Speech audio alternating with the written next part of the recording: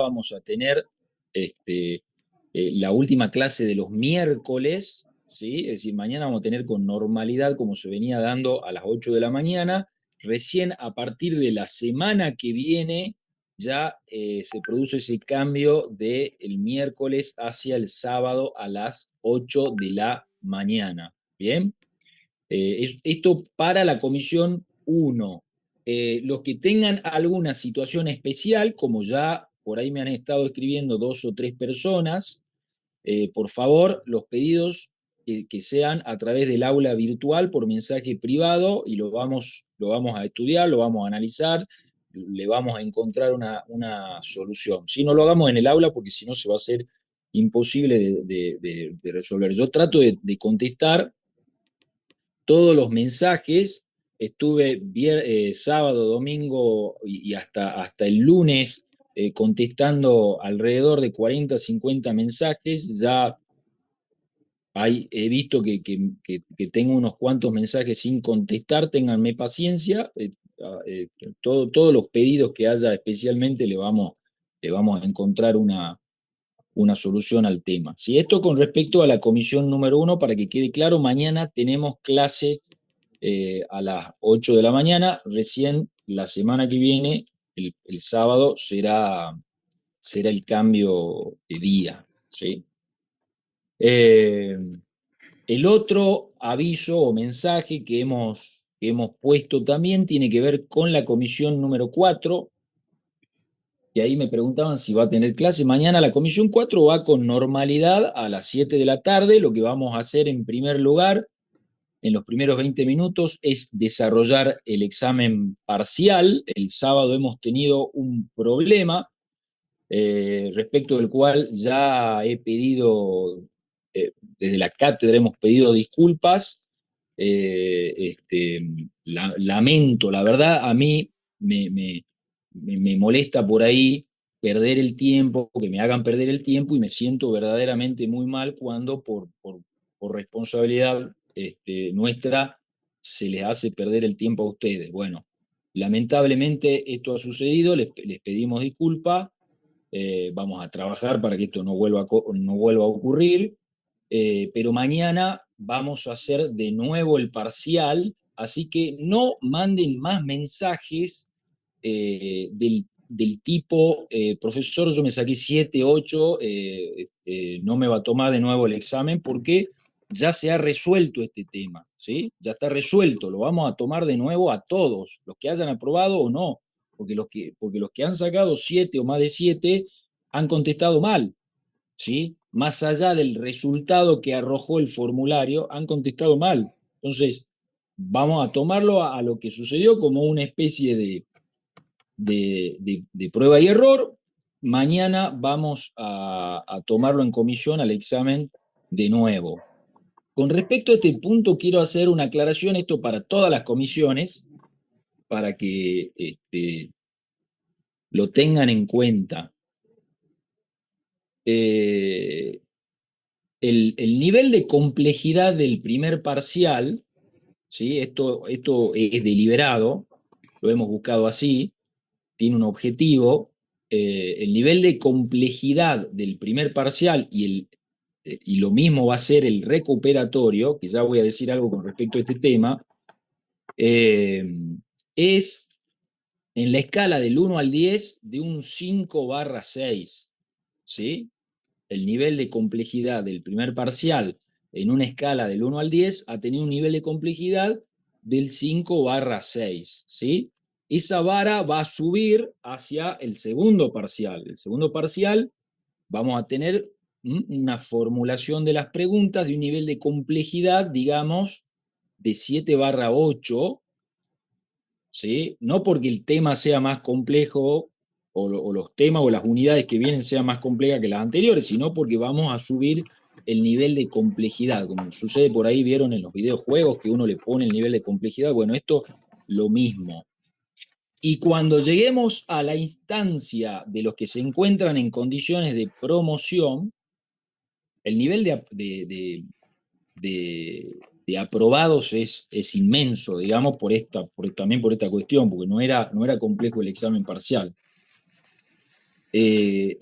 cuando lleguemos a la instancia de los que están en condiciones de promocionar y veamos el tema del trabajo integrador, que va a tener un componente primero escrito, y si pasás el componente escrito va a estar la instancia oral, va a ser un nivel de complejidad de 9/10, digamos, ¿no? Esto para que lo tengan en cuenta a la hora de profundizar, de estudiar, de ver este tema.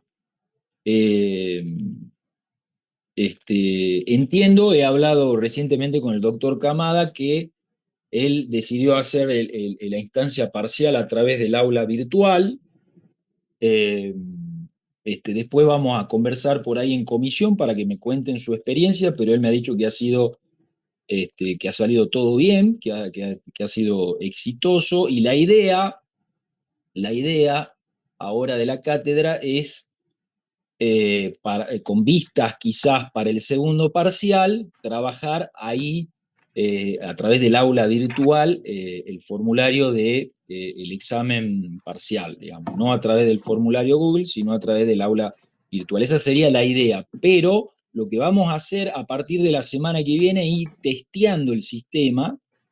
Vamos a preparar pequeños cuestionarios que no van a ser obligatorios, ¿sí? Pero les va a servir a ustedes con una doble función. Por un lado, de hacer un seguimiento del estudio que van desarrollando de las unidades, ¿sí? Y en segundo lugar, para ir viendo cómo funciona el sistema y cómo se puede desarrollar con vistas a lo que es el examen parcial, ¿sí? Pero también esa es la idea. ¿Bien?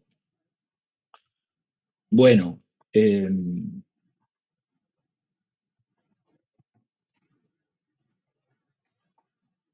a ver, los que son de otra comisión, esto me olvidé de decirlo, los que son de otra comisión,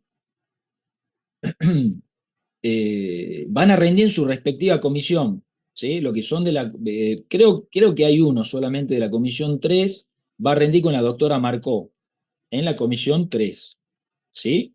¿Está claro eso? Con la doctora Cristina Marcó va a rendir el que tiene la comisión número 3 en su horario habitual.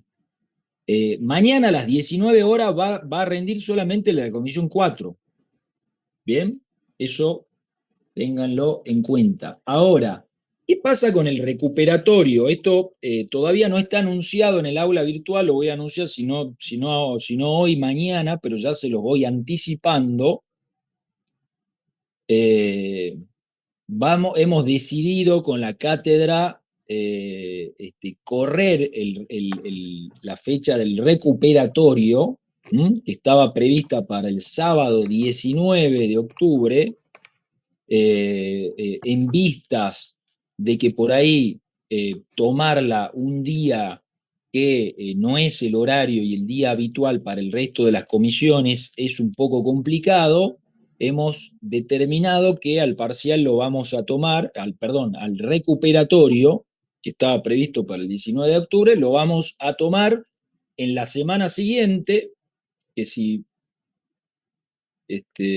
no estoy equivocado, cae miércoles 23, sí, miércoles 23 de octubre, y el sábado siguiente para la comisión que va a tener el sábado a las 8 de la mañana, o sea, el sábado vendría a ser 26.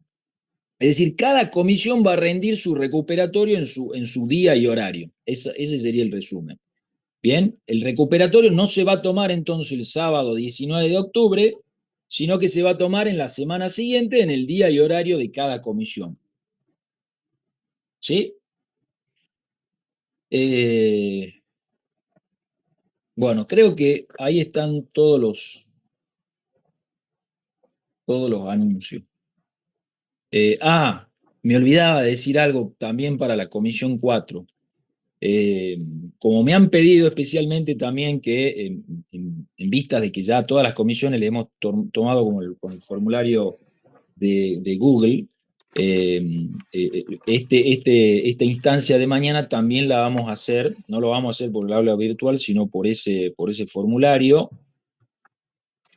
Así que por favor les pido que vayan con las cuentas de Gmail actualizadas como para que no haya ningún inconveniente de tipo técnico con eso, ¿sí? Así que eso es todo. Nos vemos mañana en las comisiones. Buenas noches. No, pasamos ya al desarrollo pasamos ya al desarrollo de la materia. Déjenme que vea para compartir la pantalla.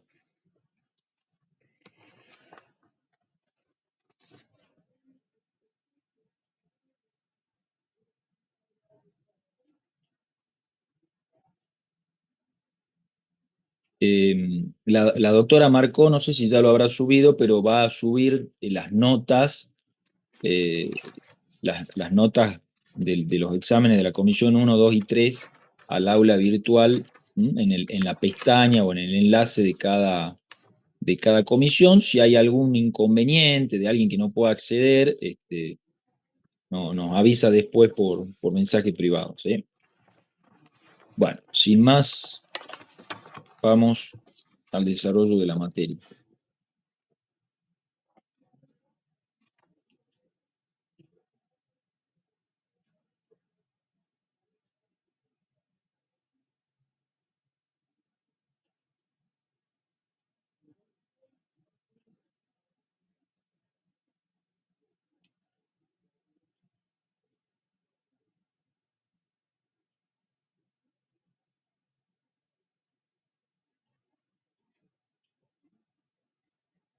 Bueno, ¿estamos bien ahí? ¿Están pudiendo ver la pantalla compartida?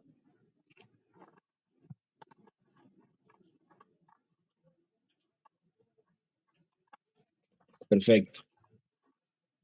Comenzamos. Eh, Esto es continuación de la unidad 6, ¿sí? Derechos personalísimos.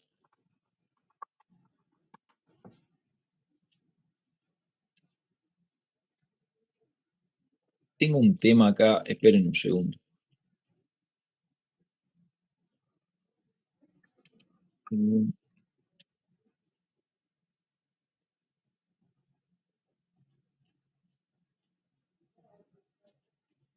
Bueno, no sé si esto es nuevo, pero me aparece como una especie de- de traducción de lo que yo voy diciendo, que me molesta un poco a la vista, pero bueno, no sé si esto es del sistema, o sea, es así, si a ustedes les sale lo mismo, eh, pero bueno, voy a tratar de acostumbrarme a esta novedad del sistema. Continuamos con los derechos personalísimos. Mm,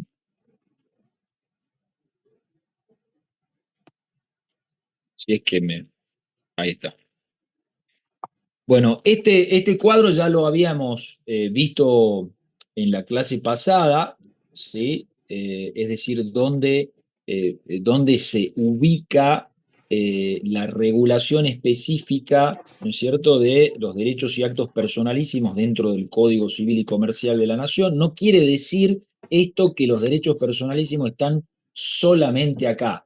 Acá lo que tenemos en el capítulo 3 del título primero del libro primero, entre estos 11 artículos que van desde el 51 al 61, es algunas reglas generales y algunas reglas particulares en torno a algunos derechos personalísimos, ¿sí? Pero no se agota acá el tema, ¿verdad?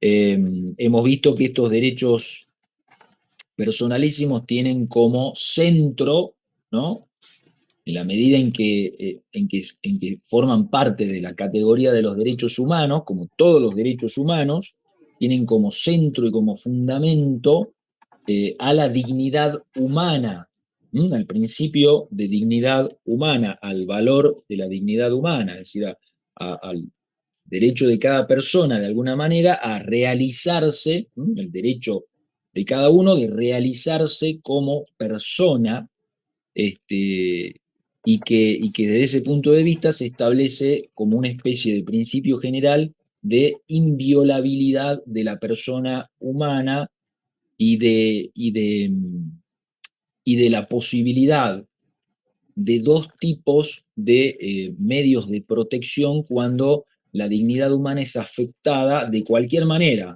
ya sea en su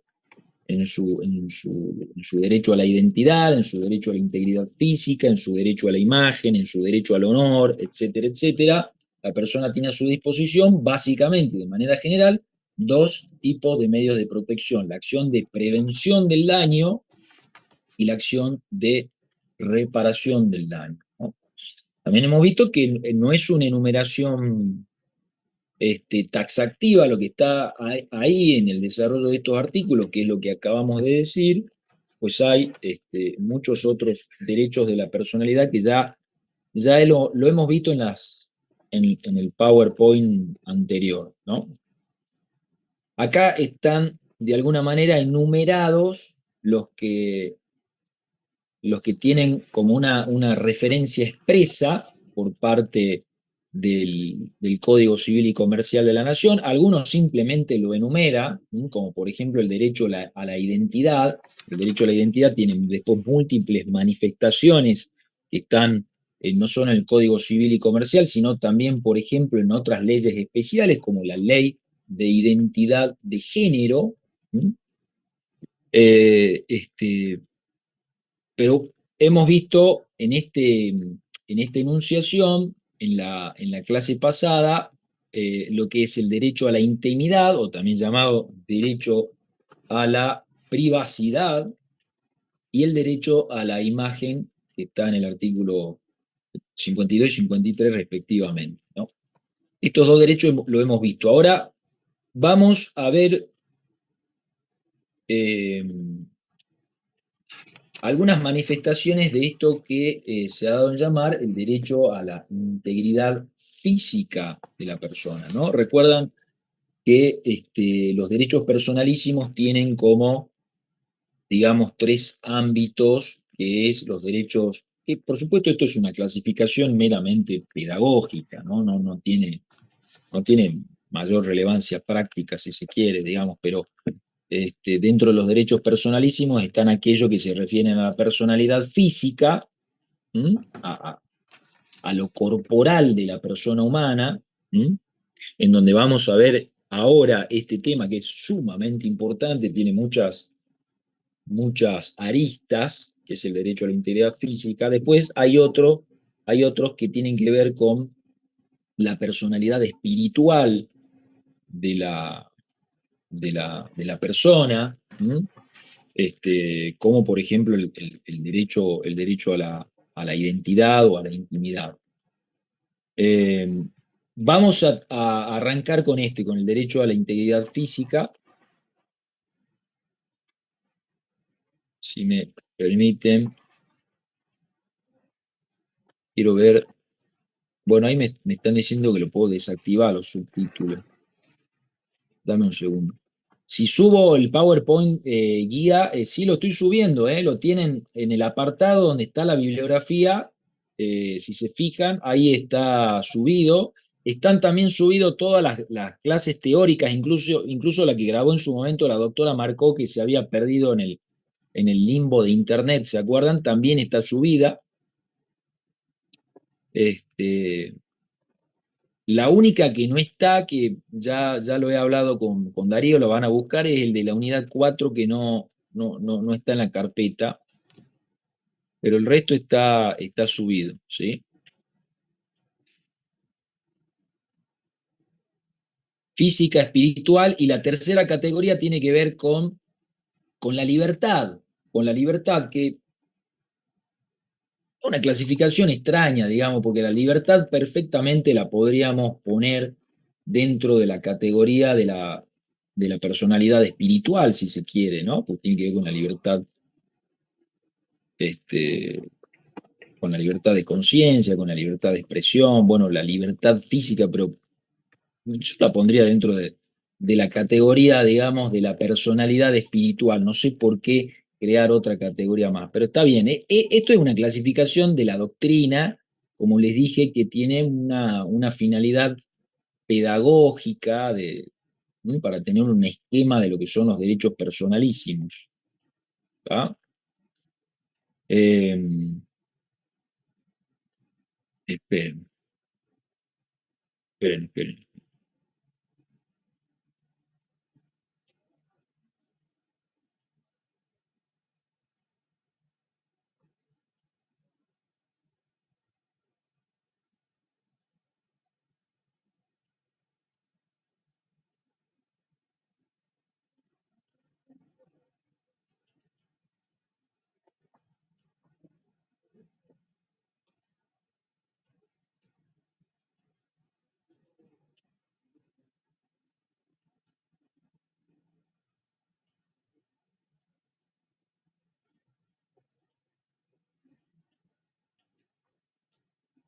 Estoy. ¿Ustedes me están escuchando? Sí,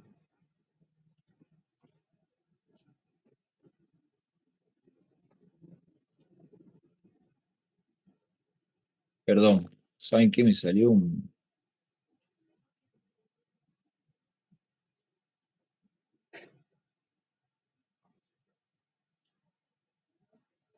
Denme un segundo, por favor.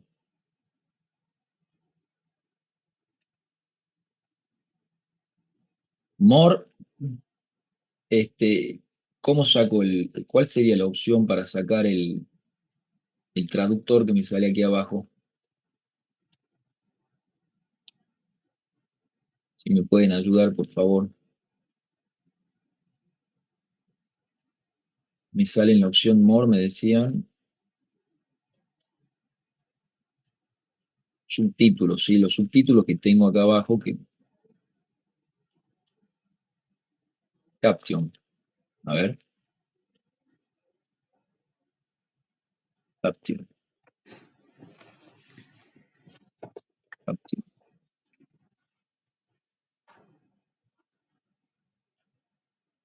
Me sale Hide Caption, Caption lenguaje y Caption setting.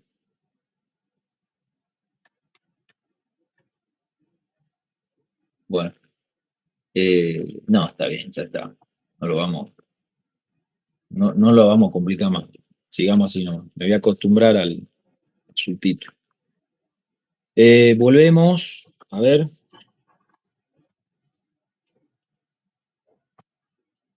Bueno, el derecho a la integridad física tiene como dos dimensiones, dos aspectos, dos fases, ¿no?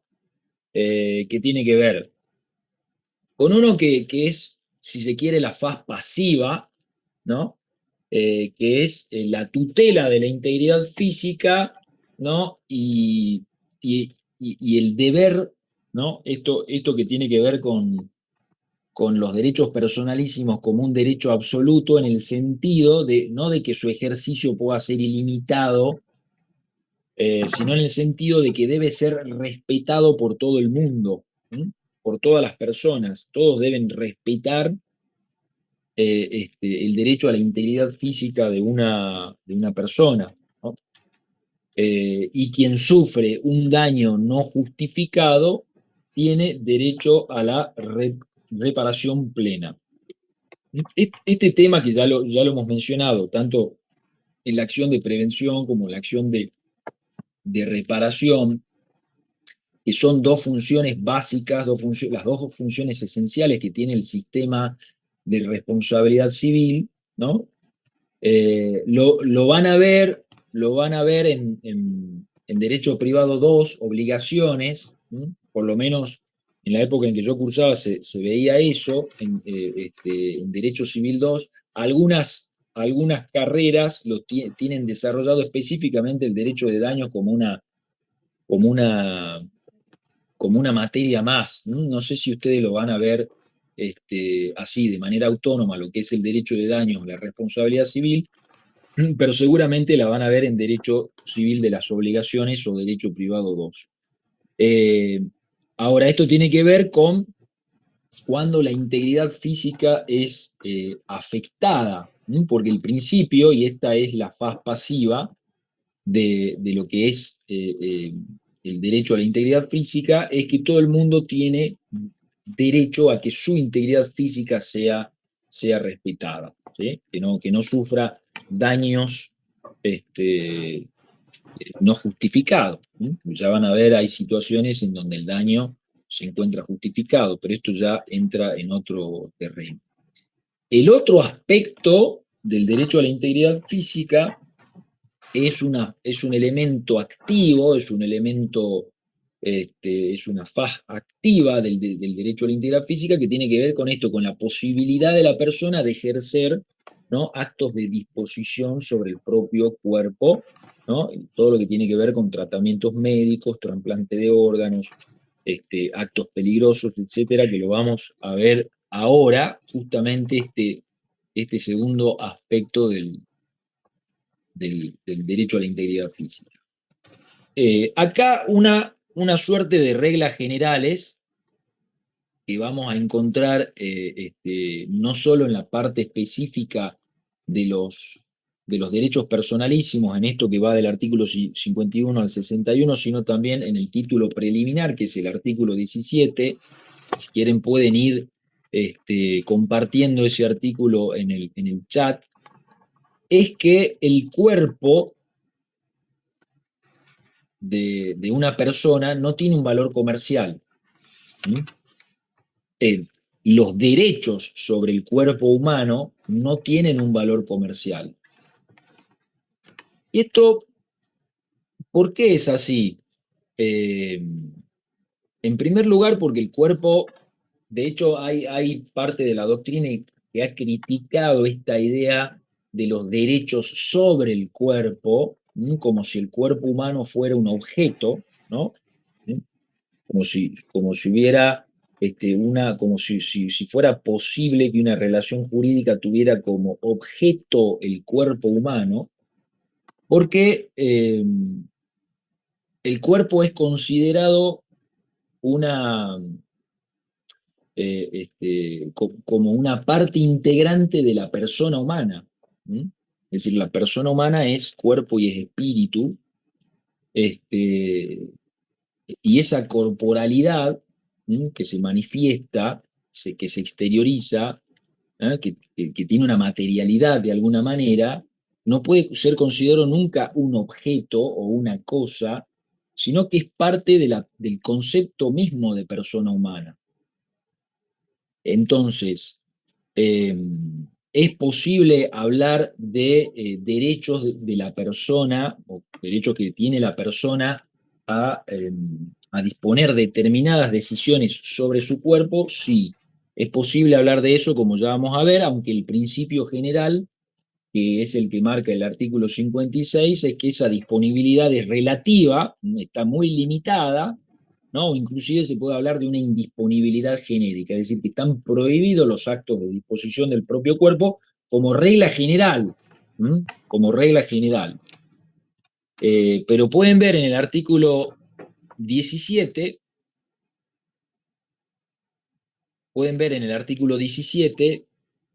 que los derechos sobre el cuerpo humano o sus partes, ¿sí?, no tienen un valor comercial, sino afectivo, terapéutico, científico, humanitario, etcétera, etcétera, etcétera. Entonces no puede hablarse de un carácter patrimonial. Por eso, de hecho, cuando hablamos de los derechos personalísimos, hablamos de derechos que tienen un carácter extrapatrimonial, ¿sí? Es decir, no puede haber contratos. El contrato es una relación jurídica de carácter patrimonial. Todo contrato tiene un contenido patrimonial. Entonces no puede haber contratos que tengan por objeto el cuerpo humano, porque el cuerpo humano no tiene un valor económico, no tiene un valor comercial.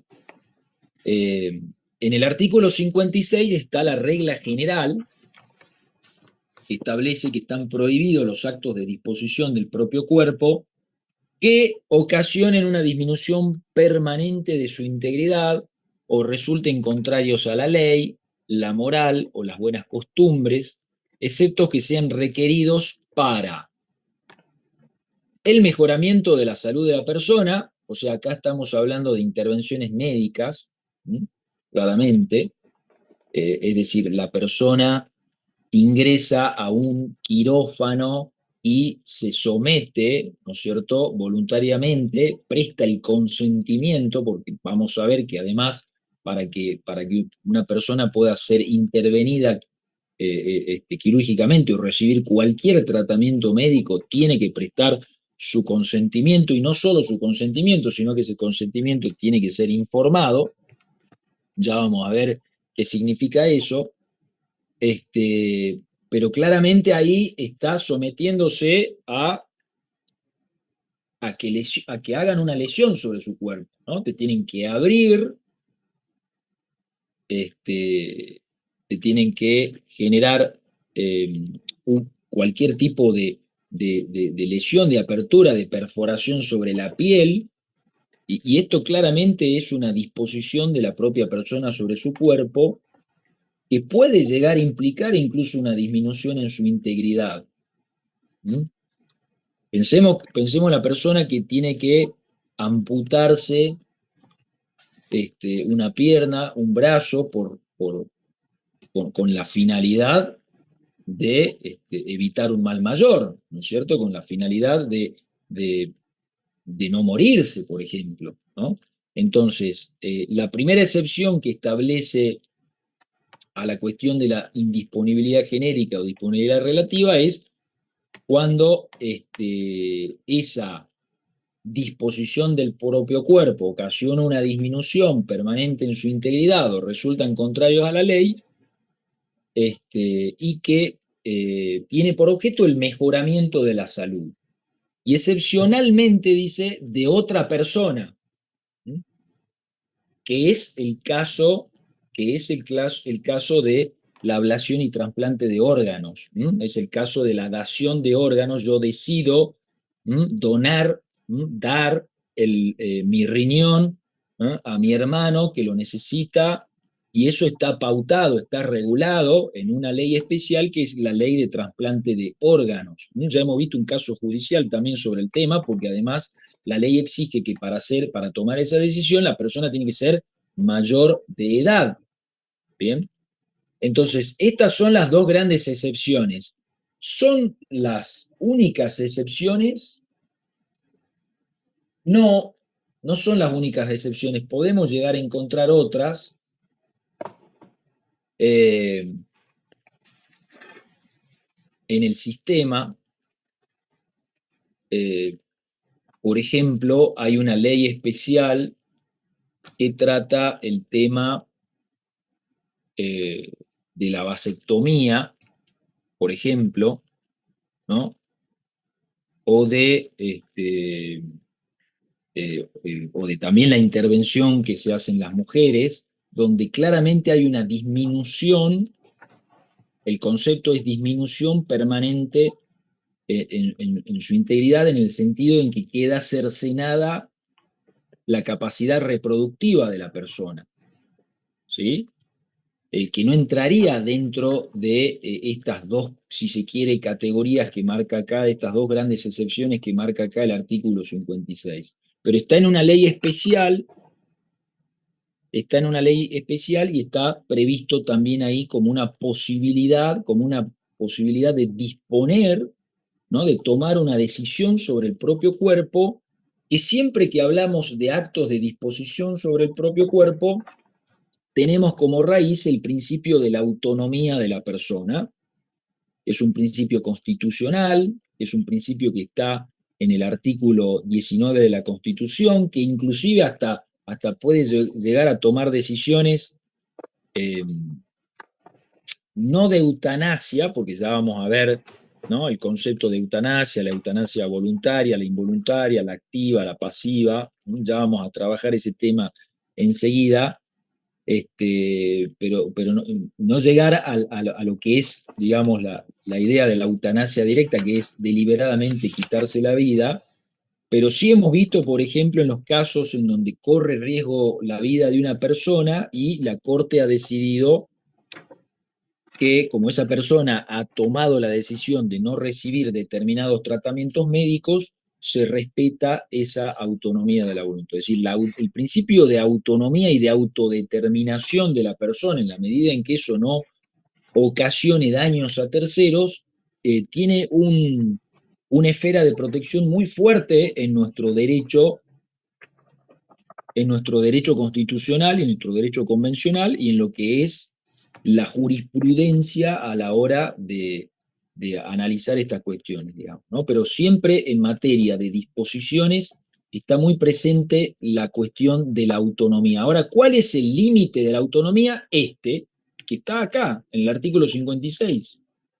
Es decir,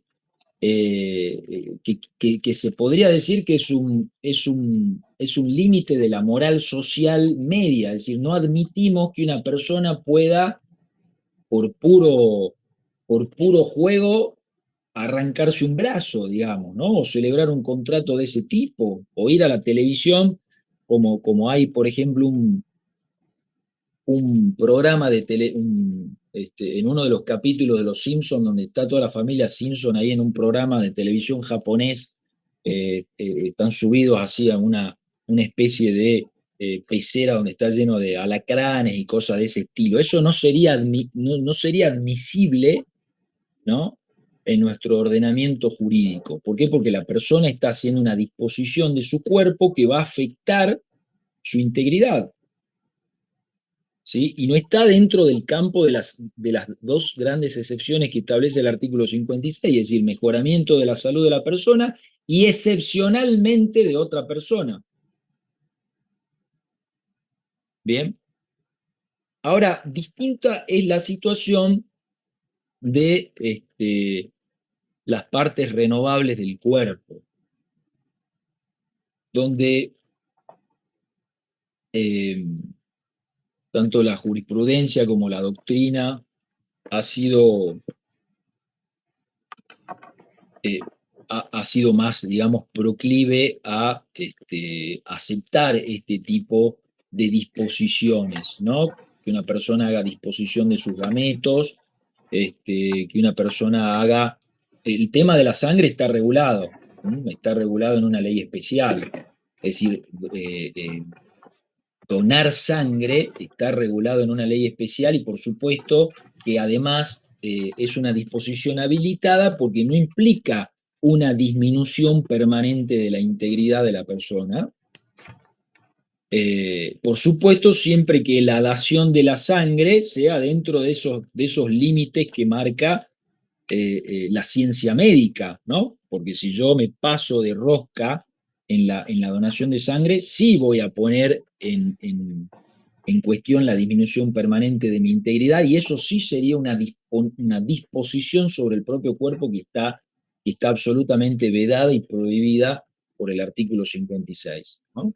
Pero para todos aquellos que estén acostumbrados, por ejemplo, a hacer donaciones de sangre, eso está completamente regulado, está dentro de un sistema, uno no puede ir, creo que la periodicidad es no menos de 3 meses, ¿sí? Y te llevan un control, te, te, este, está controlado eso, no es a la libertad absoluta, ¿sí?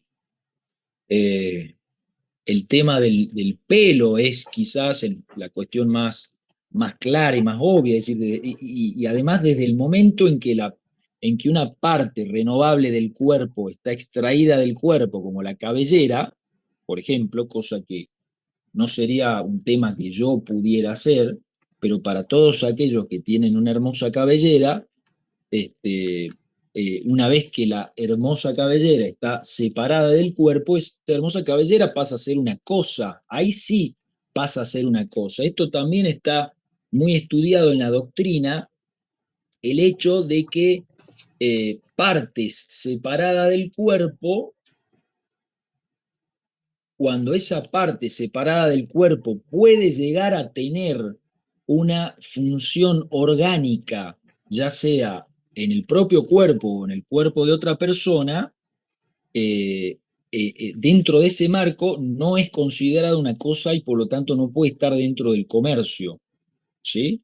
Si un corazón extraído de una persona eh, en el contexto, por ejemplo, de una intervención quirúrgica, ese corazón separado de la persona no es una cosa, ¿Por qué? Porque ese órgano puede ser utilizado, o ya sea en la misma persona, porque se la separaron para intervenirla quirúrgicamente, o bien en otra persona en el caso del trasplante de órgano.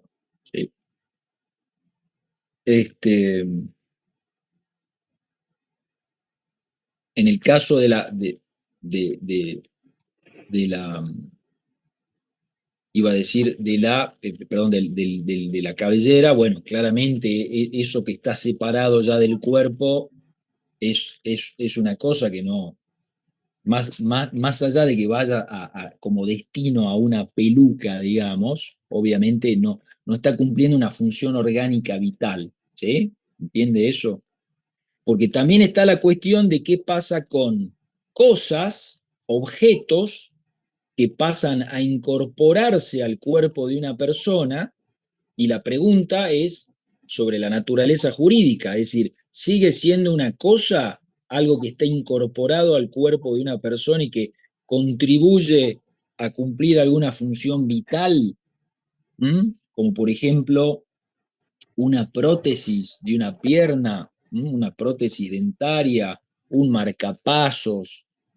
Esto claramente, la doctrina se ha despedido en este sentido, digamos, cuando el objeto está incorporado al cuerpo de una persona de manera tal que no es posible separarlo sin afectar o sin disminuirle o cercenarle alguna función, ¿no es cierto? Eh, eh, Tiene que considerarse que ese objeto ya ha dejado de ser una cosa en un sentido de un valor económico. Ya vamos a ver después el concepto de cosa y todo esto, sino que forma parte del cuerpo humano y por lo tanto entra dentro de estas reglas generales de indisponibilidad y de que el cuerpo humano ¿no? Es la persona humana. Esta es la idea. El cuerpo humano es la persona humana. Bueno, hay otra regla general que tiene que ver con esto, con lo de los actos peligrosos, que no son exigibles aunque estuviera impactado en un contrato. ¿Mm? Eh, Salvo que se trate de actos que tengan cierto riesgo y sean propios de la actividad habitual de la persona, digamos, ¿no? Ahí hay que tratar de entender que se entiende por actos peligrosos, pero cuando uno, a ver, el cuerpo humano no puede ser objeto de un contrato. Esto está claro, ¿por qué? Porque el cuerpo humano no tiene un valor comercial y para que exista un contrato el contenido tiene que ser de carácter patrimonial, porque el contrato es un acto jurídico de carácter patrimonial, ¿no? Ahora, hay ciertos tipos de actividades, ciertos tipos de deportes, en donde, bueno, el objetivo del contrato no es el cuerpo humano, sino la actividad deportiva en sí, ¿no? Vamos, por ejemplo, a un deporte que no es tan peligroso como el fútbol, pero que sí puede generar daños en la integridad física de una persona. Hay ciertos riesgos cuando uno practica una actividad deportiva, este, y entonces eh, esos, esos posibles daños pueden afectarlo, pero uno no está poniendo en cuestión, no está haciendo una disposición de su cuerpo. Bueno, empezó de nuevo el tema del pizarrón. Esto ya evidentemente algo deliberado.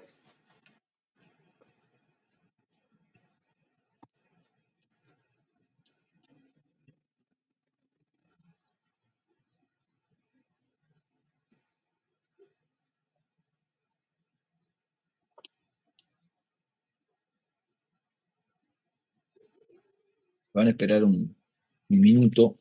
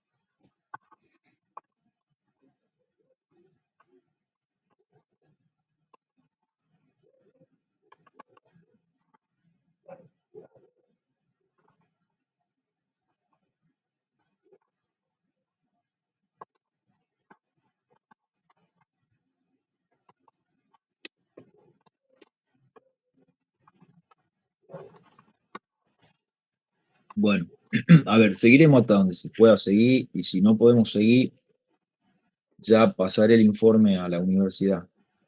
Este,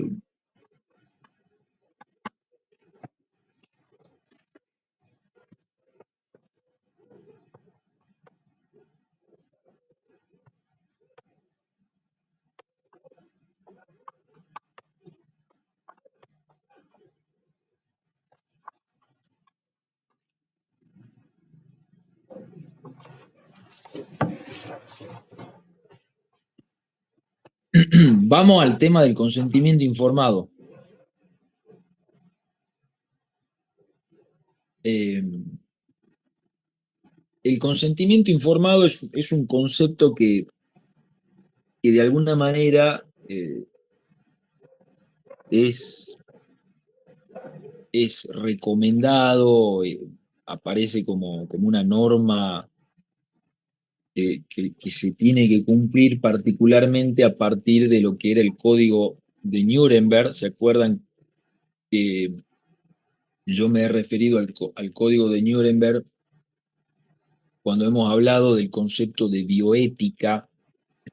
Este, ese código es esos especies de 10 mandamientos, si se quiere, en torno a cuáles son las conductas éticas fundamentales que tiene que seguir un médico para con sus pacientes, este, eh, y que se elabora a partir del horror que se vivió durante el nazismo, y en el contexto en particular de lo que se llamó el juicio a los médicos, los juicios de Nuremberg a los médicos que intervenían de una manera horrorosa tanto a enfermos mentales como a pacientes, a personas que estaban detenidas en los campos de concentración, y ese horror que conoció la humanidad hizo que se comience a,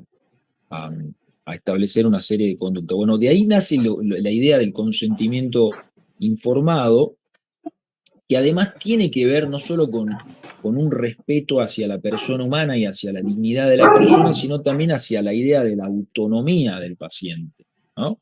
A la idea de que yo tengo que tener toda una serie de información sobre mi situación, ¿sí? Que por supuesto, como ocurre en el derecho, también ocurre en la medicina, no todo es 2 más 2 es 4, es decir, un médico tiene obligación, esto lo van a ver también en el derecho civil de las obligaciones, en el derecho privado 2, no tiene obligaciones de resultado en general, hay algunas que sí son obligaciones de resultado, pero en general tiene obligaciones de medio. Esto significa que no te puede garantizar, ¿no? Cuando vos estás enfrentando determinada enfermedad, no te puede garantizar que te va a curar, sí te tiene que garantizar que va a emplear todos los medios, los mejores medios posibles que tiene la ciencia a su disposición para poder curarte. Ahora, el paciente tiene que tener todo el caudal de información y tiene que tener también su posibilidad de tomar una decisión acerca de si quiere o no quiere tal o cual tratamiento. ¿Bien? Esto se implementó en nuestro derecho positivo a partir de la ley de los derechos del paciente, que es una ley del año 2009 y que luego fue reformada en el año 2012, donde se incorporaron una reforma importante a través de la ley de lo que se llamó la ley de muerte digna, que ya me voy a referir enseguida, donde se incorporaron también varias cuestiones importantes sobre este tema. El artículo 5 de la ley habla de lo que se entiende por consentimiento informado, es esta declaración suficiente efectuada por el paciente o por sus representantes legales en su caso, que los representantes legales, por ejemplo, de un menor de edad, o por ejemplo de una persona a la que se le ha declarado una incapacidad total, no es que van a tomar, ¿no?, decisiones de acuerdo a sus deseos personales. Bien, ya voy a mencionar un caso muy importante de la Corte Suprema de Justicia de la Nación sobre este tema, ¿no? Es un tema en donde eh, se decide desconectar a una persona, y se lo hace a través de lo que en ese momento eran sus curadoras, las hermanas, pero se le da una vuelta de tuerca al tema porque no es que otra persona puede tomar decisiones sobre una persona, sino que tienen que hacer valer la voluntad, en realidad, de la persona que se encuentra imposibilitada de prestar un consentimiento informado. Pero bueno, es la declaración de voluntad suficiente emitida luego de recibir por parte del profesional interviniente información clara, precisa y adecuada sobre un montón de cuestiones que están enumeradas en la ley y que ahora también la repite el Código Civil, que lo vamos a ver en el próximo artículo. Esto, lo de la obligatoriedad, ¿qué significa? Que no puede el médico intervenir, ¿no? No puede hacer ninguna intervención médica si no tiene antes el consentimiento informado del paciente, que esto también está en el artículo 59 del Código Civil. Es decir, el consentimiento informado viene de la ley del año 2009, de la Ley de los Derechos del Paciente, que es una ley muy importante, y la recepta ahora también el Código Civil y Comercial, es decir, no estaba en el Código Civil viejo y ahora lo recepta el Código Civil y Comercial a partir del año 2015. Tiene varios aspectos este consentimiento informado. Vamos a resumirlo acá.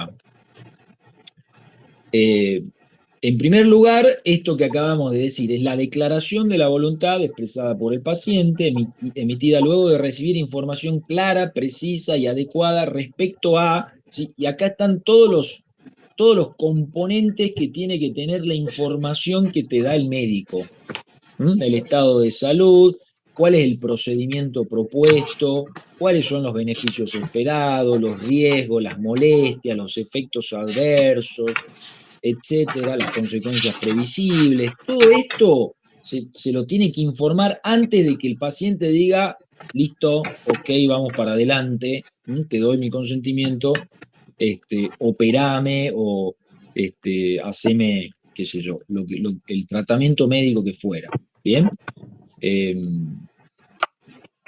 entonces, esto tiene que ver con los tratamientos médicos. Después hay un componente mucho más delicado, si se quiere, que remite a estos dilemas y a estas cuestiones que hemos mencionado sobre la muerte digna, sobre la bioética, perdón, los dilemas sobre la bioética, y que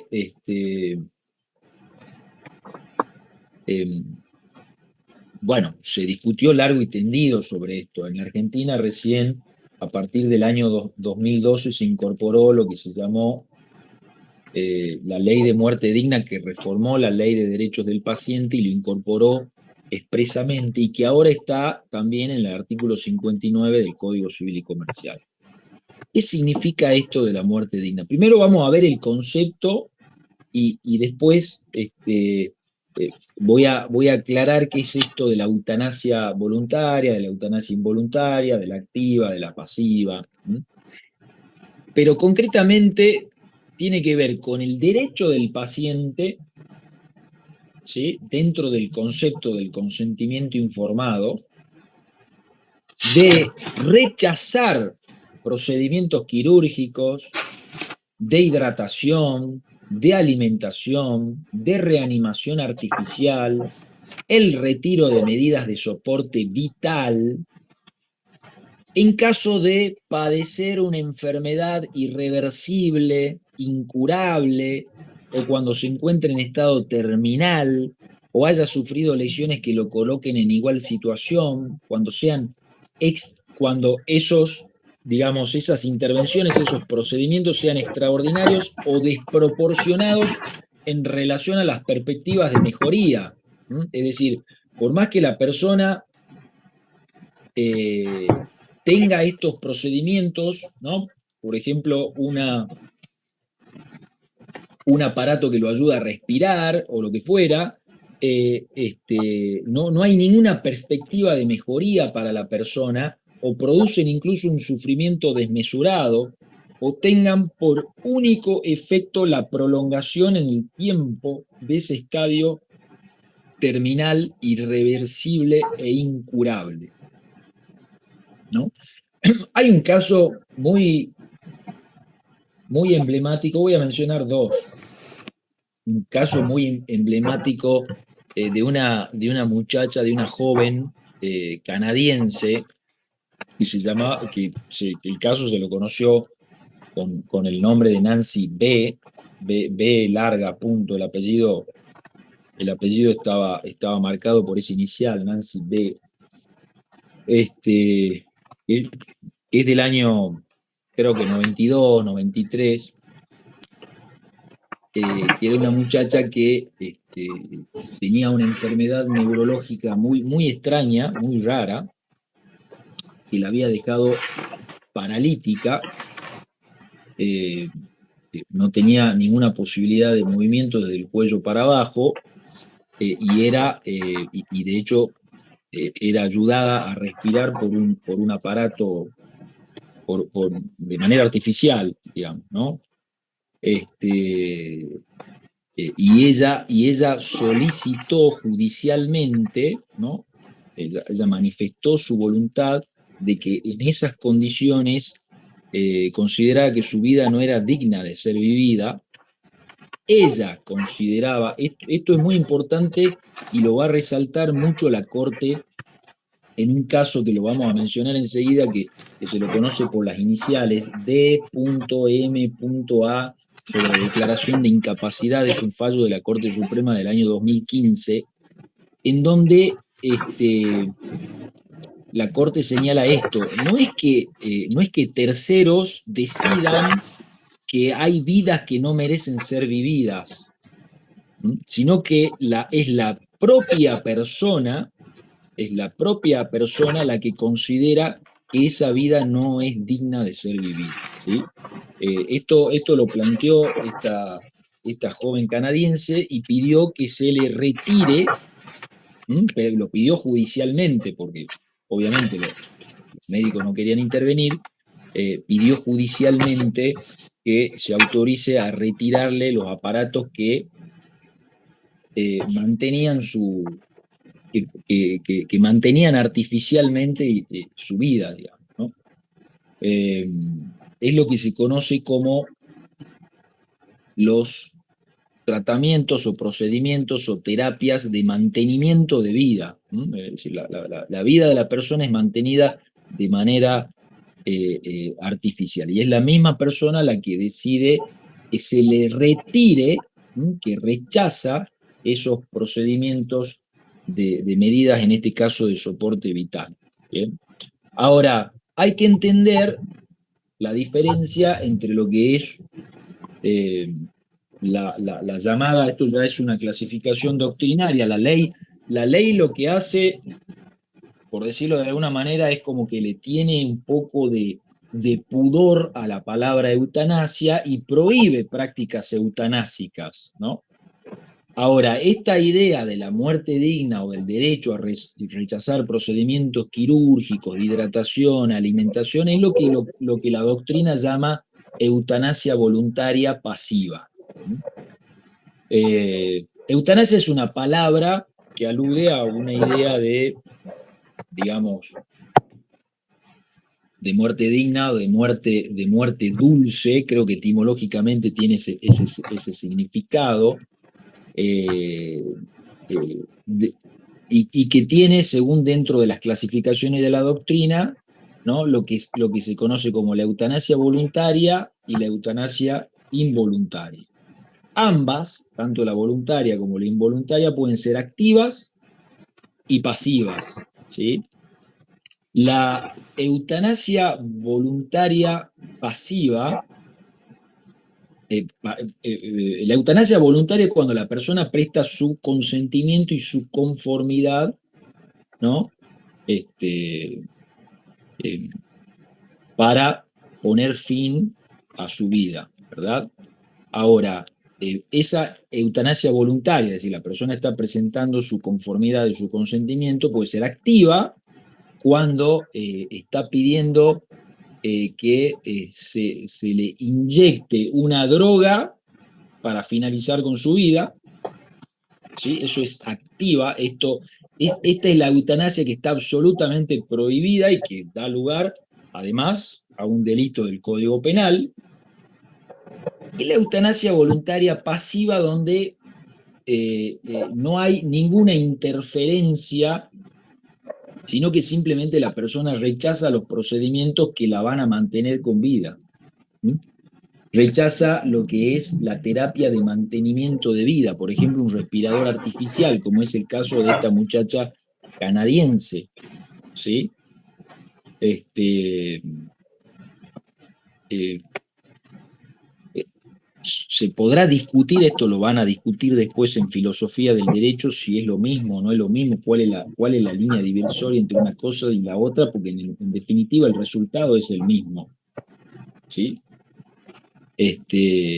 Pero lo que hay que tener en claro es que dentro de nuestro derecho positivo, esta idea de la eutanasia voluntaria pasiva, en donde la persona, ¿no?, en virtud del cuadro en el que se encuentra, de una enfermedad irreversible, incurable, se encuentra en un estado terminal y no y vivir de esa manera le parece un sufrimiento desmesurado, decide por propia voluntad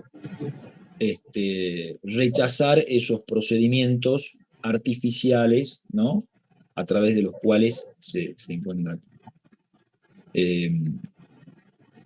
Hay un caso, ahora voy a este caso de la Corte Suprema, que es del año 2015, del 7 de julio de 2015, ¿no? Se lo conoce así, con esas iniciales, D.M.A, son las iniciales de la persona, sobre declaración de incapacidad. Un caso muy paradigmático de la Corte porque se trataba de una persona que en el año 90 y pico, 94, 95, tuvo un accidente de tránsito que lo dejó en situación de muerte cerebral.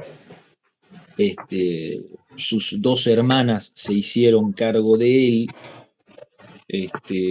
fueron nombradas curadoras, eh, y el muchacho tuvo 20 años, ¿no?, en estado de muerte cerebral. Por supuesto que en esa época, en los 90 y pico, no estaba dentro de nuestro derecho positivo estas posibilidades que recién fueron incorporadas en el año 2012 a través de lo que se llamó la Ley de Muerte Digna, ¿no? Pero además hay algo aquí, que es lo que tenía que salvar de alguna manera la Corte y que lo hizo, digamos, de una manera expresa, que es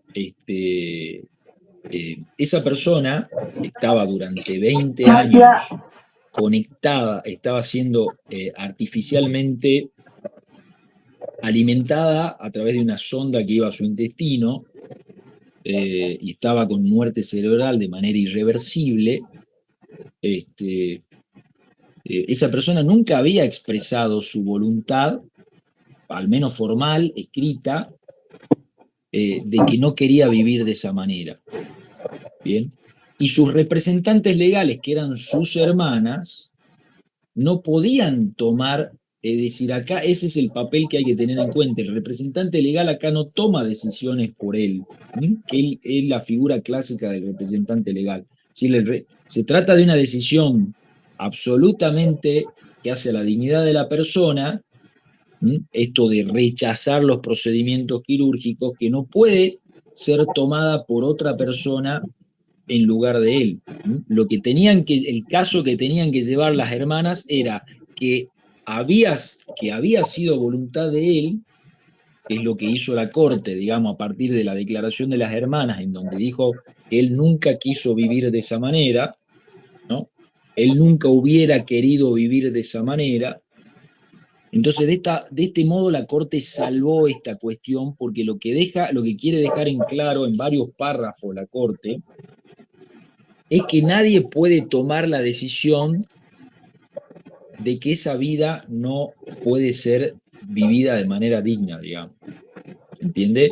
Esto lo recalca en varios párrafos, es decir, es una decisión de la propia persona. Entonces, el problema se presenta cuando esa persona no dejó expresada su voluntad. Por eso es muy importante esto de las directivas anticipadas, que la vamos a ver ahora. Uno puede ya, ¿sí?, dejar plasmado, ¿sí?, ante un escribano, ante un juez de primera instancia, sus directivas anticipadas de que en caso de que yo me encuentre en determinadas situaciones, esto, enfermedad irreversible, incurable, ¿no?, rechazo los procedimientos quirúrgicos, y esto lo tengo que decidir yo, no lo puedo decidir otra persona cuando yo ya no estoy más en mis cabales, ¿sí? Lo tengo que dejar decidido de manera anticipada. Este caso que decidió la Corte era un caso emblemático. Se trata de una persona que hacía 20 años estaba conectada a un aparato en el sanatorio, ¿se entiende? Y sus hermanas no sabían qué hacer ya. Claramente ahí se hizo una vuelta de tuerca, en el sentido de que las hermanas manifestaron que, por su manera de ser, por su personalidad, él nunca hubiera querido vivir esa vida que está viviendo. ¿Bien? Y no es que ellas sustituyeron la voluntad de él, sino que fueron el canal de comunicación de lo que él hubiera querido. Ese es el salvoconducto que hace la Corte en ese caso tan emblemático. ¿Recuerdan el caso de Cerati también? Cerati estuvo 4 años, producto del ACV que tuvo en su último show en Venezuela, y también ahí hubo una mala praxis extraordinaria, porque fue a la guardia, se sintió mal, ya tenía todos los síntomas de una ACV, fue a la guardia y lo mandaron a dormir al hotel. Al otro día se levantó y era prácticamente un ente. Y tuvo muerte cerebral, y así estuvo durante 4 años. Nadie decidió por él la interrupción o el rechazo, más bien, perdón, de las medidas de soporte vital. Él tuvo un paro cardíaco y se murió. Pero así podría haber estado 20 años, 30 años, porque Cerati no había dejado en ningún momento una, una, una directiva anticipada, porque además en el 2010 no estaba esta posibilidad, que fue incorporada recién en el año 2012, con la ley de muerte digna, ¿sí? Bueno, y el tercer aspecto del consentimiento informado tiene que ver con el derecho a recibir cuidados paliativos integrales en el proceso de atención de su enfermedad o padecimiento. Eh, bueno, esto está dentro del marco del derecho a recibir tratamientos médicos, rechazar o aceptar determinados tratamientos médicos. Todo esto debe ser siempre, repito, luego de recibir información clara, precisa y adecuada. ¿Ok? Esto es lo que venía diciendo: si la persona se encuentra absolutamente imposibilitada para expresar su voluntad al tiempo de la atención médica y no la ha expresado anticipadamente, es decir, la persona que cae al sanatorio inconsciente, el consentimiento puede ser otorgado por el representante legal, el apoyo, el cónyuge, el conviviente. Acá hay toda una enumeración. siempre que medie situación de emergencia con riesgo cierto o inminente de un mal grave para su vida o su salud. Eh, este, lo dicho, esta interpretación hace la Corte, en este caso, de que la persona que va a prestar el consentimiento por el paciente no lo hace en función de sus deseos personales, sino que se tiene que poner en el lugar de él, ¿sí? En ausencia de todos ellos, y acá lo habilita el médico a intervenir cuando hay una urgencia, puede prescindir del consentimiento si su actuación es urgente y tiene por objeto evitar un mal grave al paciente, ¿no? El caso de una persona que entra accidentada de urgencia al hospital y no va a estar esperando el médico a ver que venga el apoyo, el cónyuge, el conviviente a prestar el consentimiento porque lo tienen que operar ya o si no se muere, ¿sí? Entonces ahí está la habilitación para el médico para poder prescindir de ese consentimiento cuando la actuación es urgente.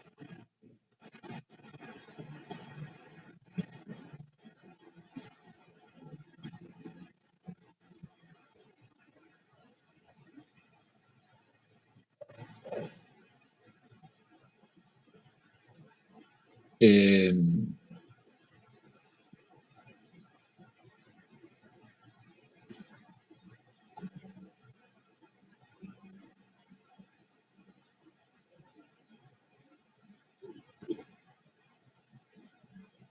bueno, a ver, me dicen ahí de la actriz mexicana, no conozco el caso de la actriz mexicana.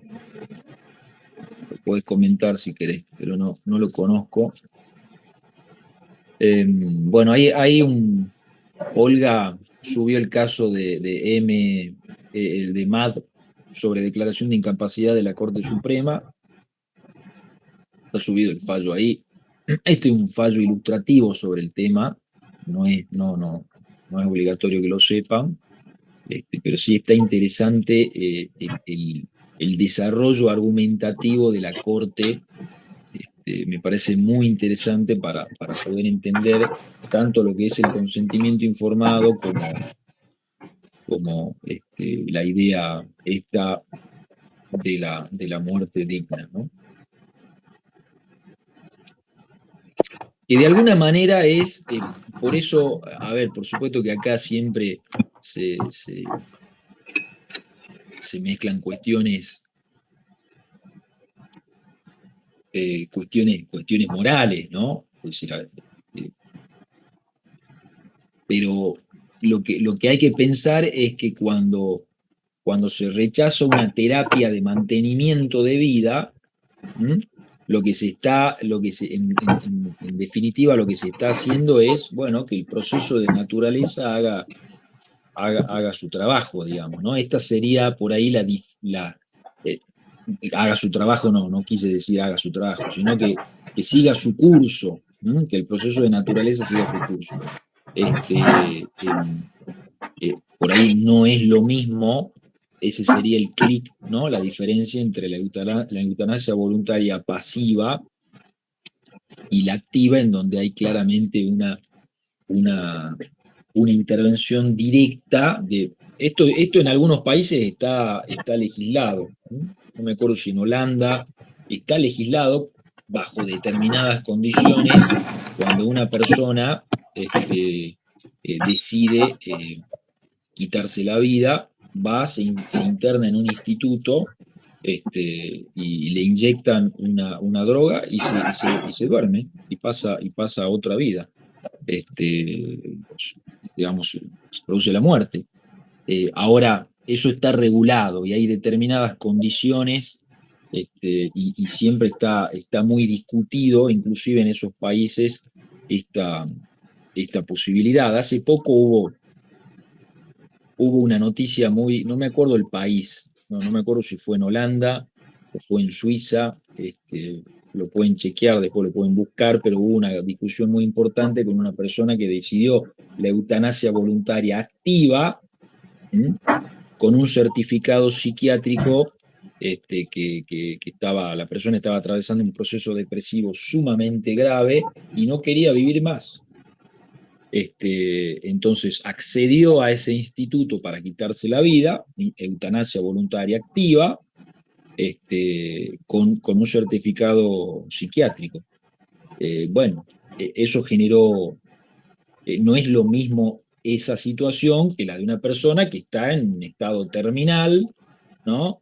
Y todo tratamiento que se le hace no tiene ninguna perspectiva de mejoría, inclusive vivir así le produce un sufrimiento desmesurado. Son situaciones totalmente distintas.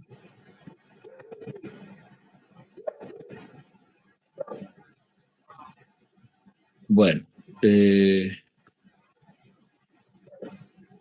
las directivas anticipadas, ya he hablado bastante sobre esto, pero digo, he anticipado muchas cosas sobre esto, pero tiene que ver con un testamento vital. ¿Mm? La persona, la persona concurre a un escribano, también lo puede hacer ante un juez. En realidad, tanto la ley de derechos del paciente, que la incorpora por primera vez en el año 2012, a través de la reforma de la ley que introdujo la ley 26742, que es la ley de muerte digna, como el Código Civil y Comercial de la Nación, que también lo contempla ahora, no exigen una forma determinada, es decir, cuál es la formalidad bajo la cual se tiene que dar este testamento vital, esta directiva.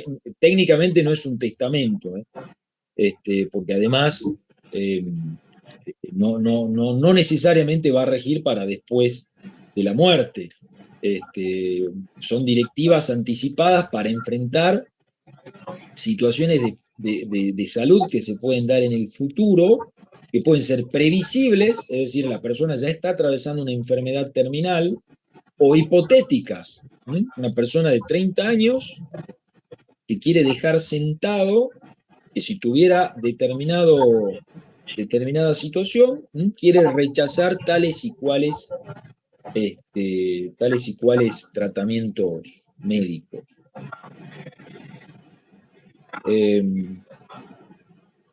A ver,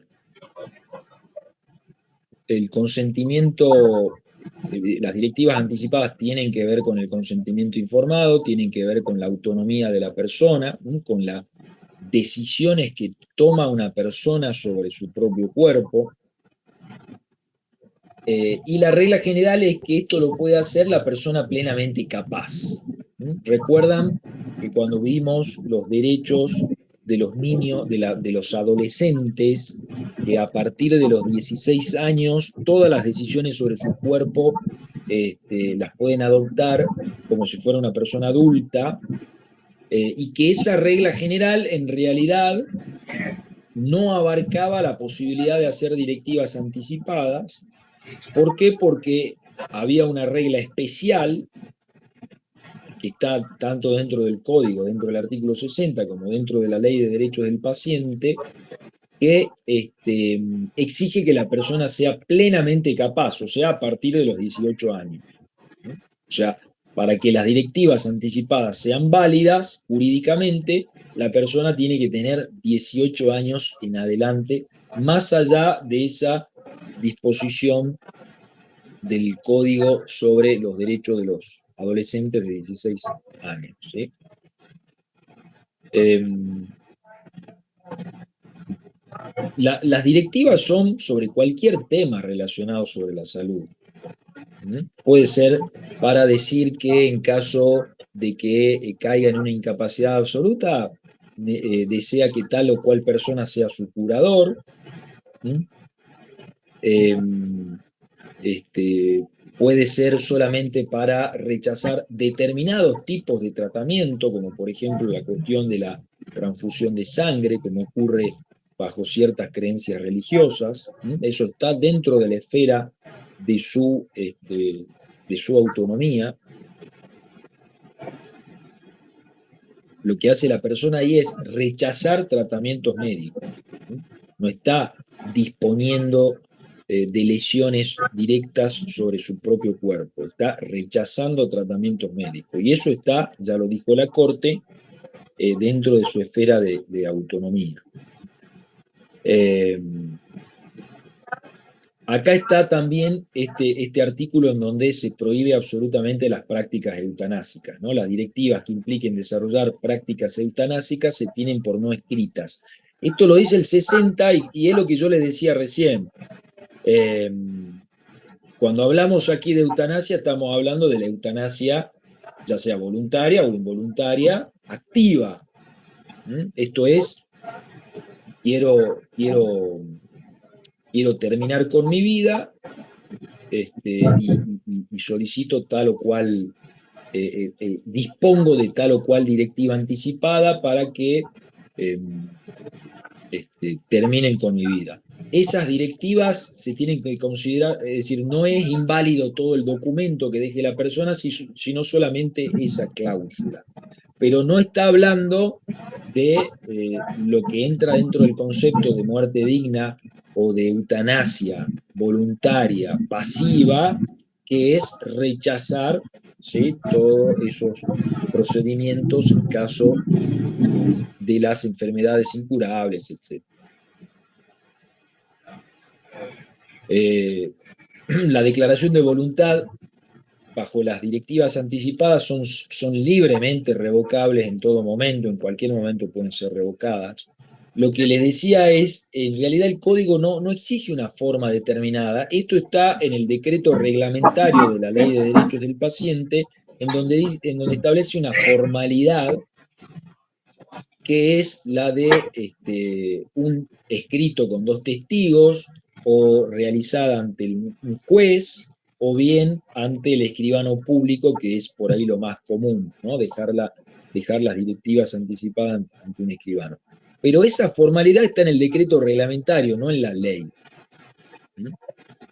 Con lo cual, pensemos en el caso MAT de la Corte Suprema, donde se tuvo por manifestada la voluntad, ¿sí?, a través del testimonio de las dos hermanas, ¿no? Es decir, no había, porque además, al momento en que esta persona cae, cae bajo esa situación de incapacidad absoluta, y de muerte cerebral, no estaba vigente tampoco la norma, digamos, obviamente, pero la Corte tuvo por cumplida esa manifestación de voluntad a través del testimonio de las hermanas, ¿no?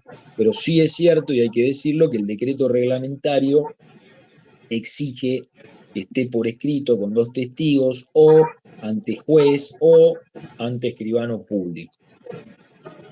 Los escribanos ya tienen un modelo que te lo pasan para que vos veas qué querés poner y qué querés sacar,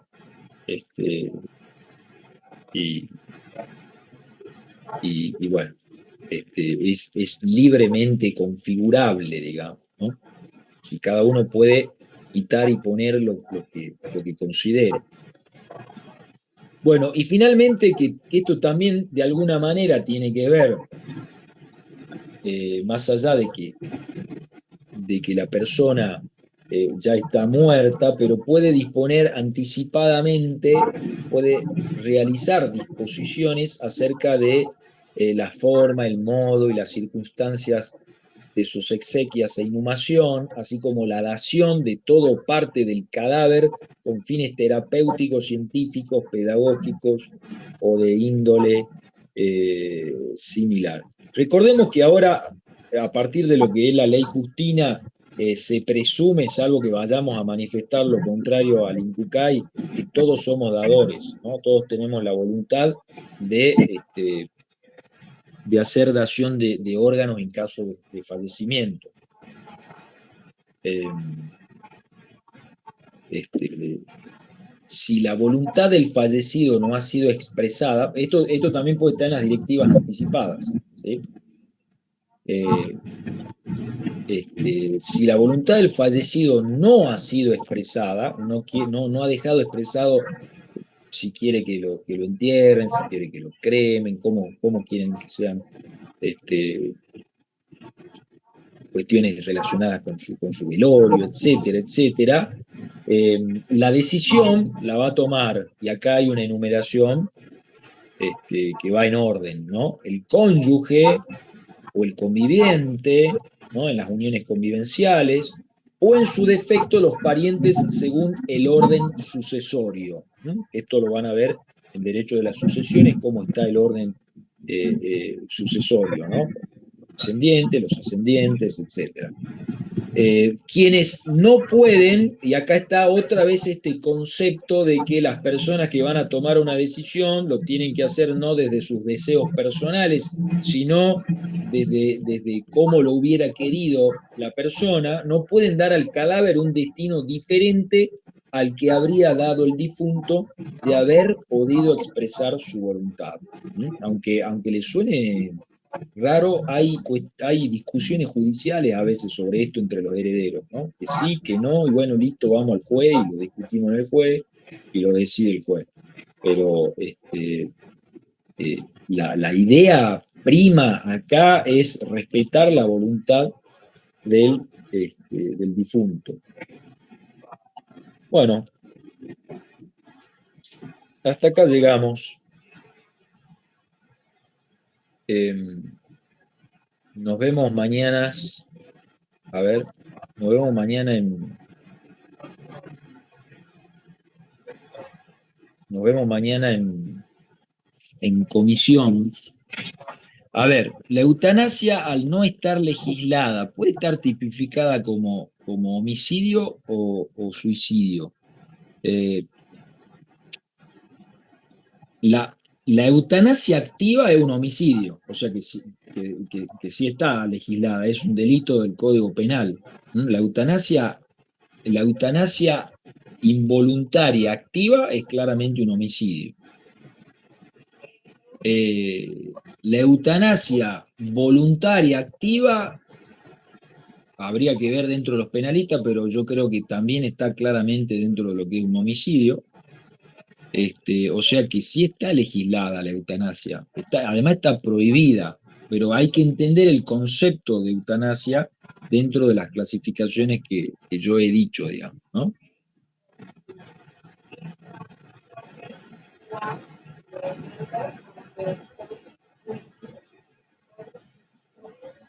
Eh, bueno, queda grabada la clase, ¿sí? Ya está explicada la involuntaria, la voluntaria, la pasiva y la activa, y está explicado bastante bien en el libro de Rivera Crovi, ¿no? En el de Derecho Civil, en cualquier manual también lo tenés explicado, pero ahí lo tenés bien. Este, bueno, eso es todo, chicos, nos vemos mañana, que descansen. Chau, chau.